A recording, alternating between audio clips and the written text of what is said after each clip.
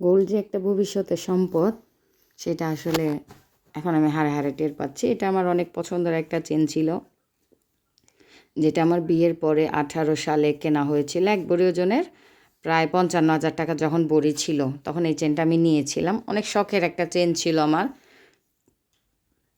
তো রিসেন্টলি আমার মেয়ে বড়টার আর্টের প্রিপারেশন চলছিল, তো আমরা তো বিয়ের প্রিপারেশন নিয়ে যাইনি, আসলে মেয়েকে দেখাইতে গেছি, ওইভাবেই পছন্দ হয়ে বিয়েটা ঠিক হয়ে গেল। তো কি করব, হাতে তেমন মানে টাকাও ছিল না, যেটা বেসিক্যালি সত্য কথা। তো আমি আমার চেনটা দিয়ে, আমার চেনটা এক ভরিই ছিল, তার মধ্যে আমি ওইটা দিয়ে ছেলের জন্য একটা চেইন আর একটা আংটি মানে নিতে হয়, যেহেতু দিতেই হয়। তো নিলাম ছেলের জন্য একটা 12 আনা 11-12 আনা ওজনের একটা চেইন, তারপরে আরও 4 আনা ওজনের একটা আংটি নিয়েছি আমি। তো আমার আরও কিছু ক্যাশ টাকা দিতে হয়েছিল। আমার ছোটো মেয়ের একটা হাতের চেন ছিল, তো এটা তো পড়তে পারতো না। তো আমি চিন্তা করলাম ওইটা সহ ভরে আমার ছোটো মেয়ের জন্য কিছু একটা নিই। এই যে আমি চেনগুলো দেখতেছিলাম, তো সাথে আমার বড় আপু ছেলেও গিয়েছিল সাথে। একটা পুরুষ মানুষ না হলে আমি কীভাবে বুঝবো গলার মাপটা কী। তো এখানে বেশ কিছু জুয়েলারি দেখছিলাম আমি। এই জুয়েলারি থেকে আমি প্রায় সময়ই নিই। জুয়েলার দোকানটাও অনেক বড়, হাজারীগলি। তো ওই দোকানে আমার অনেক আগেও গোল্ড নেওয়া হয়তো পরিচিত ছিল, তো ওই ভাইয়ার দোকানেই গেলাম।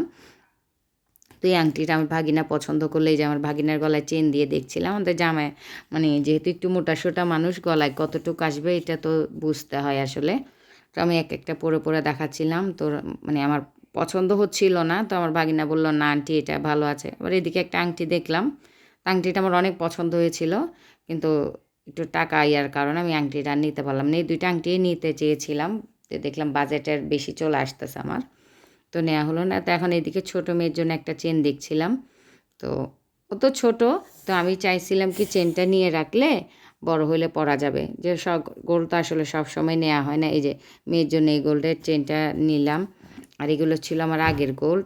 এই যে ছেলের জন্য এই চেনটা দেখলাম, তারপরে এই দুইটা আংটি সহ।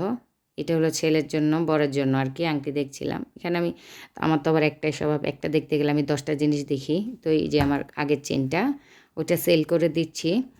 তো এটা সেলিং প্রাইস আসছে 95,000 টাকা। দেখেন কত ভালো হয়েছে না, 45,000 টাকা দিয়ে নিয়ে 95,000 টাকা মানে ইয়া হইলো, বিক্রিটা হইলো। তো এখানে গোল্ড কোনটা কতটুকু এটা আমি দেখছিলাম। তো এক একটা গোল্ড এক একভাবে আমি মানে আলাদা আলাদা করে দেখছিলাম কত টাকা আসে। মোট আমার 1,40,000 টাকার মতো আসছিল, মানে চেনটা, ছেলের চেন, এই যে ছেলের চেন, আংটি, এই যে আমার ছোটো মেয়ের জন্য একটা চেন। দুর্ভাগ্যের কথা চেনটা 2 দিনও ছিল না, চেনটা হারাই গেছে।